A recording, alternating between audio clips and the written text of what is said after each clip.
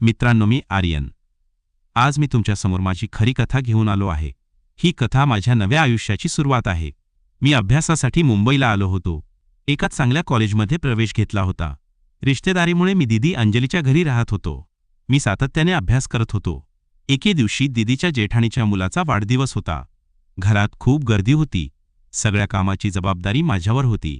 तेव्हा माझी नजर एका सुंदर स्त्रीवर पडली. तिचे आकर्षक शरीर बघून मी तिच्याकडे पाहतच राहिलो.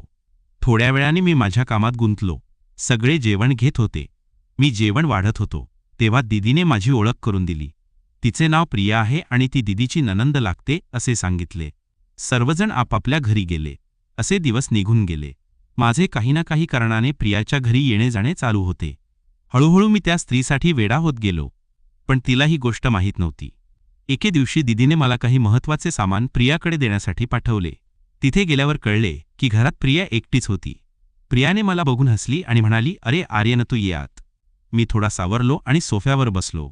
तिने मला पाणी दिले आणि गप्पा मारायला सुरुवात केली. बोलता बोलता तिची नजर माझ्यावर खिळली होती, ज्यामुळे मला थोडी धाकधूक होत होती. ती म्हणाली, "मुंबईमध्ये अभ्यास कसा चाललाय? तू खूप शांत मुलगा आहेस." मी फक्त मान हलवली, पण मनातून तिच्या रूपाचे कौतुक करत होतो. त्या दिवशी वातावरणात एक वेगळी जवळीक जाणवत होती. आम्ही बराच वेळ बोलत बसलो. निघताना तिने हात हलवून निरोप दिला. तेव्हा मला कळाले की ही फक्त एकतर्फी ओढ नव्हती. पुढच्या काही दिवसात आमचे फोनवर बोलणे सुरू झाले आणि आमची मैत्री आता एका वेगळ्या वळणावर आली होती. हळूहळू तिलाही माझ्या मनातल्या भावनांचा अंदाज येऊ लागला होता. मी तिला खूप आवडायला लागलो. एक दिवस मी हिम्मत करून तिला माझ्या मनातली गोष्ट सांगितली आणि तिनेही सहमती दाखवली. पण यावेळी मी तिच्याबाबत खरोखर गंभीर होतो. तिच्याशी बोलणे माझ्या आयुष्याची गरज बनली होती. हळूहळू आम्ही फोनवर अनुभवांबद्दल बोलायला लागलो. ती जेव्हा आपल्या नवऱ्याकडून अनुभव घ्यायची तेव्हा मला सांगायची. मग मीही तिला अनुभव करण्यासाठी मनवायला लागलो. या प्रयत्नाला पूर्ण 1 महिना लागला. तेव्हा ती अनुभव देण्यासाठी तयार झाली. मग तो दिवस आला जेव्हा आम्ही एक होणार होतो. तिलाही कळले होते की मी तिच्यासाठी खूप गंभीर आहे.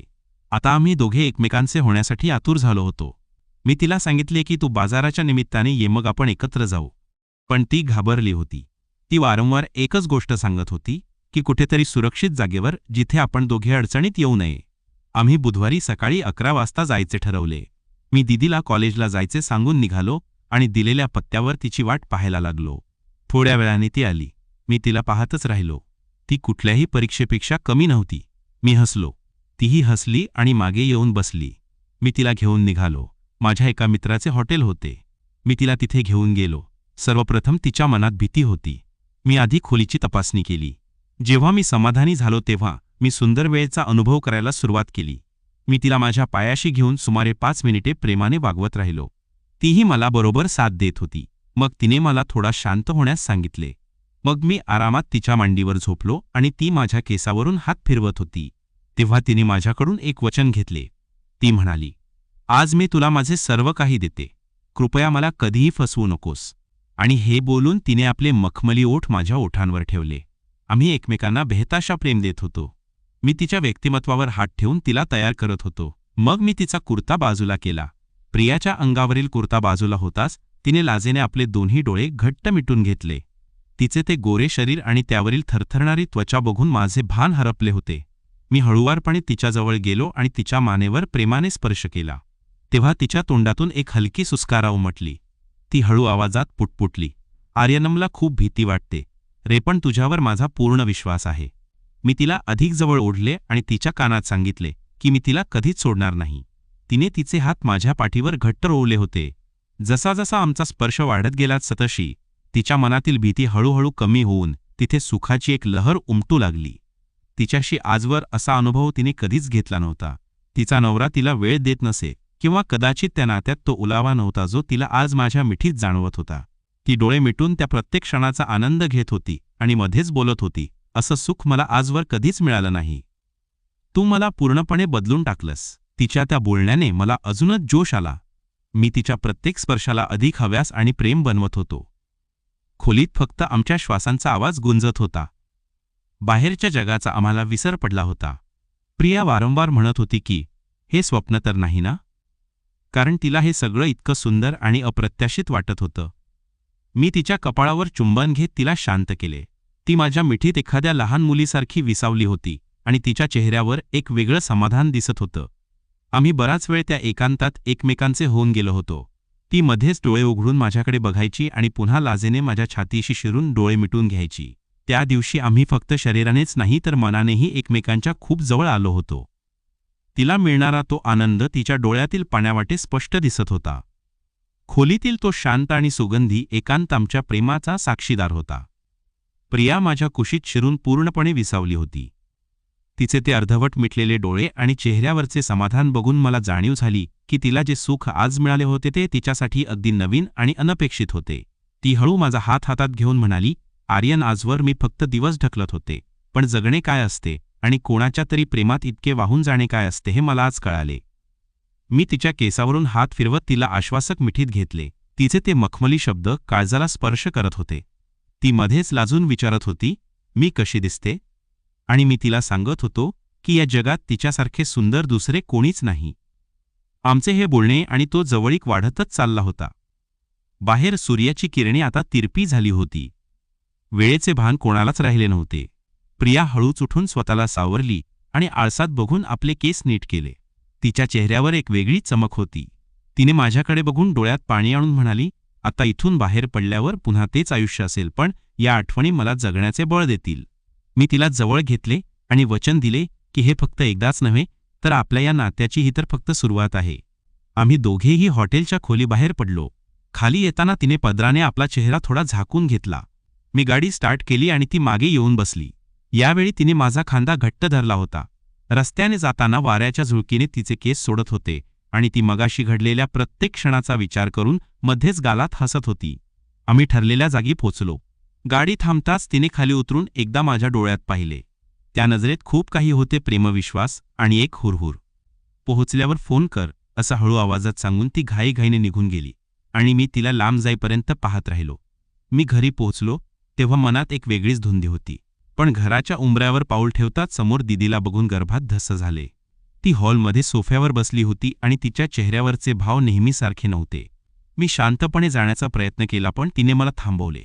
आर्यन, कॉलेजला गेला होतास ना? मग इतका वेळ कुठे होतास? तिचा हा प्रश्न ऐकून माझ्या अंगाला घाम सुटला. मी अडखळत म्हणालो, दीदी, मित्रांसोबत लायब्ररीत गेलो होतो. दीदीने माझ्याकडे संशयाने पाहिले आणि म्हणाली, लायब्ररीत? पण तुझे मित्र तर म्हणत होते की तू आज कॉलेजलाच आला नाहीस. आणि हे काय, तुझ्या शर्टवर हा परफ्यूम कुणाचा आहे? मी विषय बदलण्याचा प्रयत्न केला, पण दीदी शांत बसणार नव्हती. ती उठली आणि माझ्याजवळ येऊन म्हणाली, आर्यन, तू मुंबईला अभ्यासासाठी आला आहेस हे विसरू नकोस.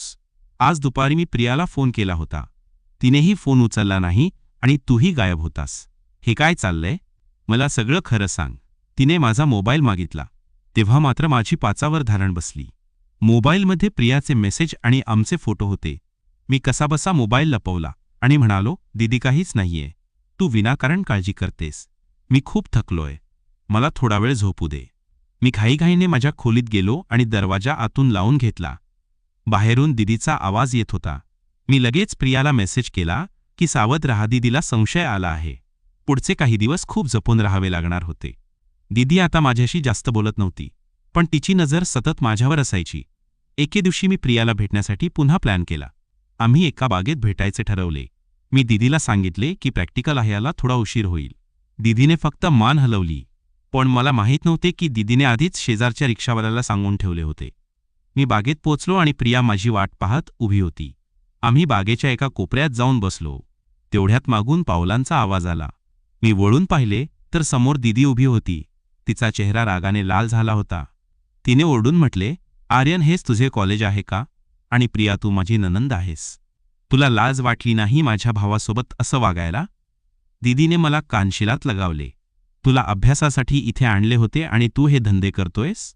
दीदीने माझा हात धरला आणि म्हणाली, चाल आता घरी, जिजाजींना सगळं सांगते. प्रिया तिथेच रडायला लागली. घरी पोचल्यावर दीदी माझ्या खोलीत आली.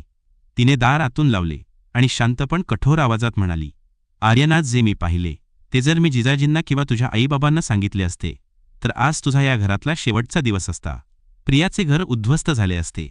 तू माझा भाऊ आहेस आणि प्रिया माझ्या घराची इज्जत आहे, म्हणून मी सध्या कोणालाच काही सांगत नाहीये. पण ही पहिली आणि शेवटची वॉर्निंग आहे. आजपासून प्रियाशी तुझा सर्व संपर्क तुटला पाहिजे. ना फोन ना मेसेज ना भेट. जर मला पुन्हा कधीही संशय आला तर मी तुला गावी पाठवून देईन. दीदीने प्रियालाही समज दिली होती. प्रियाने माझा नंबर ब्लॉक केला.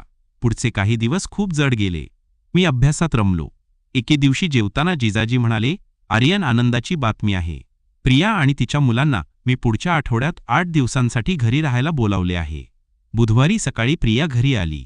दीदीने सामान्य स्वागत केले आणि मला म्हणाली, आर्यन, तुझी नणंद आली आहे. तिची बॅग खोलीत नेऊन ठेव. पुढचे 2 दिवस दीदी आम्हाला एकटे सोडत नव्हती. रात्री जेव्हा जिजाजी कामावर गेले आणि दीदी किचनमध्ये होती तेव्हा प्रिया पाणी पिण्यासाठी आली. तिने हळूच विचारले, आर्यन, तू ठीक आहेस ना? तेवढ्यात दीदीने हाक मारली. रात्री 12च्या सुमारास मी प्रियाच्या खोलीकडे गेलो. अंधारात बेडवर कुणीतरी झोपलेले होते. मी हळूच जवळ गेलो, स्पर्श केला आणि प्रेम करू लागलो. ती हळू आवाजात प्रतिसाद देत होती. पण जसजसे पुढे गेलेच तसे काहीतरी वेगळे वाटू लागले. शेवटी मी उठलो आणि लाईट लावला. समोर दीदी अंजली बसली होती. केस विस्कटलेले, चेहरा लाल. मी स्तब्ध झालो. दीदीने शांतपणे उठले आणि दाराची कडी लावली. मित्रांनो, ही कथा इथे संपत नाही. पुढे काय झाले हे जाणून घ्यायचे असेल तर कमेंटमध्ये भाग 2 लिहा. मित्रांनो, कथा आवडली असेल तर व्हिडिओला लाईक करा. चॅनलवर नवीन असाल तर पीके मराठी स्टोरी चॅनलला सबस्क्राईब करा. चला तर पुन्हा भेटूया अशाच नवीन व्हिडिओमध्ये. धन्यवाद. भाग 2 नक्की पहा. धन्यवाद.